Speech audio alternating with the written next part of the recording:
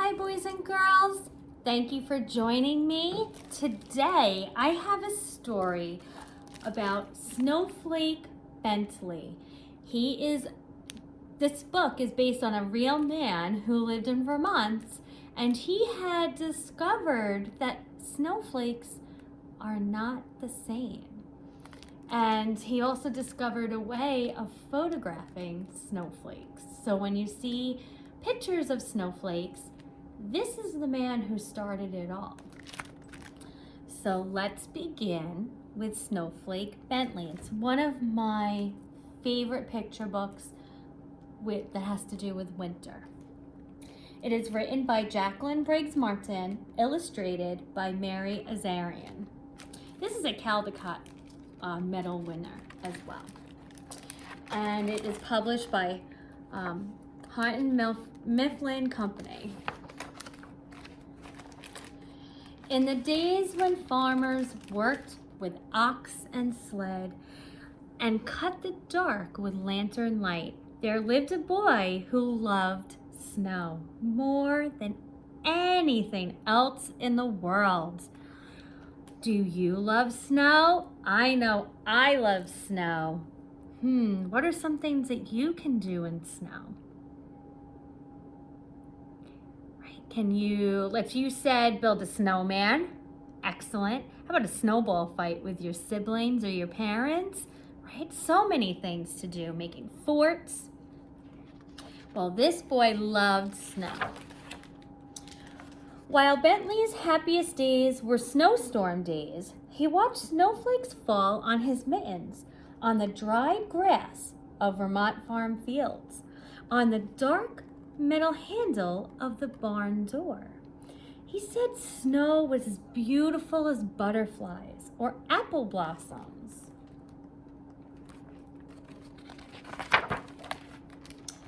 He could net butterflies and show them to his older brother Charlie. He could pick apple blossoms and take them to his mother, but he could not share snowflakes because he could not save them. Right? Snow melts.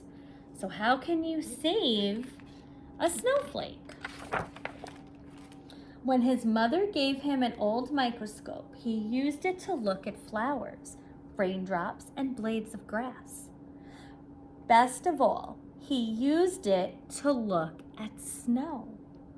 While other children built forts and pelted snowballs at roosting crows, we were just talking about those two things, Willie was catching single snowflakes.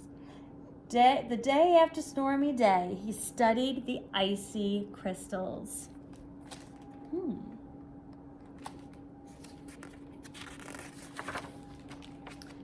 Their intricate patterns were even more beautiful than he had imagined. He expected to find whole flakes that were the same, that were copies of each other. But he never did. Willie decided he must find a way to save snowflakes so others could see their wonderful designs. For 3 winters, he tried drawing snow crystals, but they always melted before he could finish. What was he going to do? When he was 16, Willie read of a camera with its own microscope. If I had that camera, I could photograph snowflakes, he told his mother. Well, Willie's mother knew he would not be happy until he could share what he had seen. Fussing with snow was just foolishness, his father said. Still, he loved his son. When Willie was 17, his parents spent their savings and bought the camera.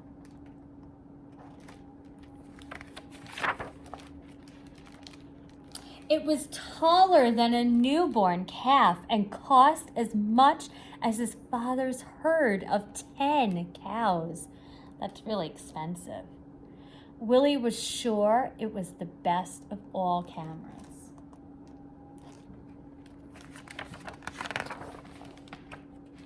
Even so, his first pictures were failures.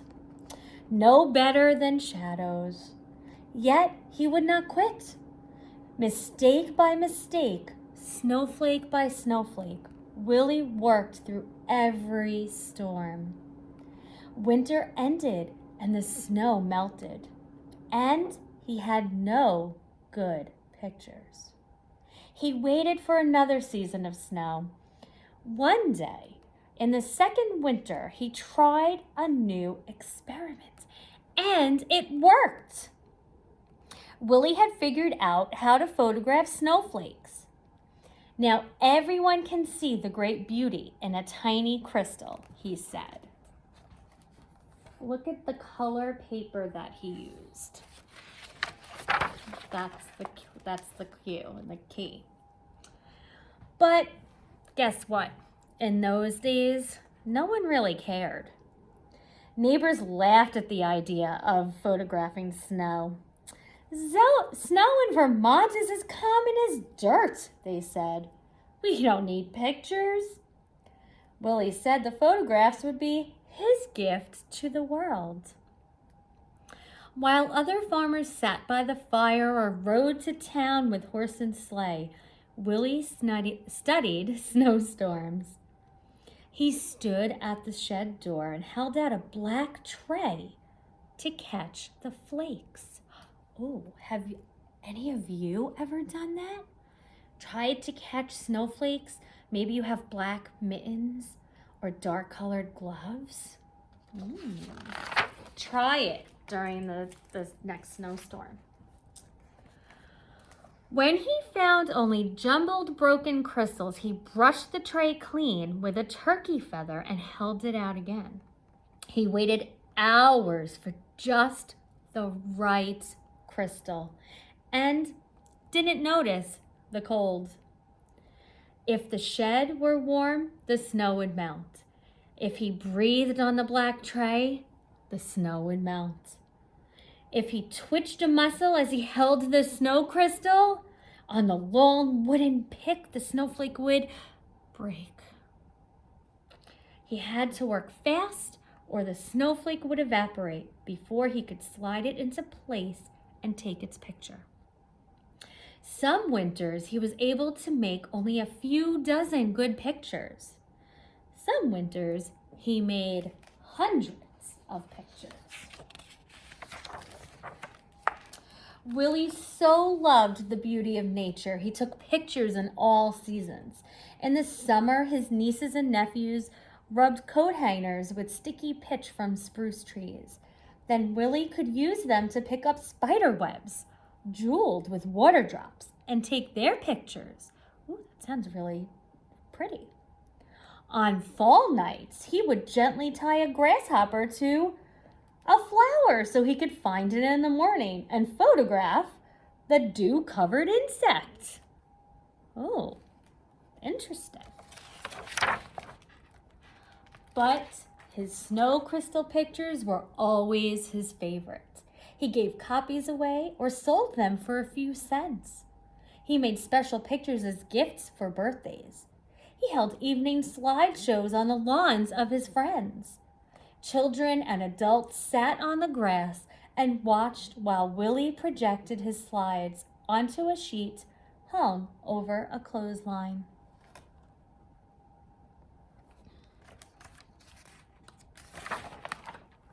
He wrote about snow and published his pictures in magazines. He gave speeches about snow to faraway scholars and colleges and neighborhood skywatchers. "You're doing a great work," said a professor from Wisconsin. The little farmer came to be known as the world's expert on snow, the Snowflake Man. But he never grew rich. He spent every penny he had on his pictures. Willie said they were treasures in the snow. "And I can't afford to miss a single snowstorm," he told a friend. "I never know when I will find some wonderful prize." Other scientists raised money so Willie could gather his best photographs in a book. When he was 66 years old, Willie's book, His Gift to the World, was published.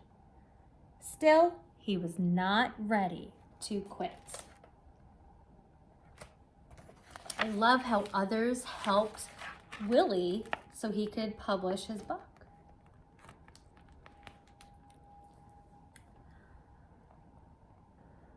Less than a month after turning the page, well, the first page on his book, Willie walked 6 miles home in a blizzard to take more pictures.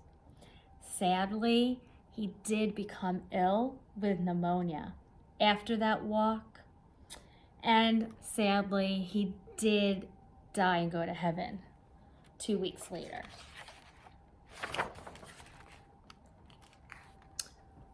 But this is a wonderful tribute. A monument was built for Willie in the center of town. The girls and boys who had been his neighbors grew up and told their sons and daughters a story of the man who loved snow. 40 years after Wilson Bentley's death, children in his village worked to set up a museum in the honor of this farmer scientist. And his book has taken, the delicate snow crystals that once blew across Vermont, past mountains, over the earth. Neighbors and strangers have come to know of the icy wonders that land on their own mittens, thanks to Snowflake Bentley. Okay. And if you do like this book, we have a copy at the library. We could always find more copies at other libraries.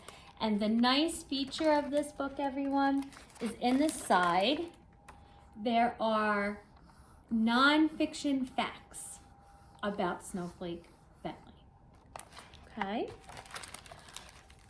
Thank you for listening to my story, and we'll see you soon.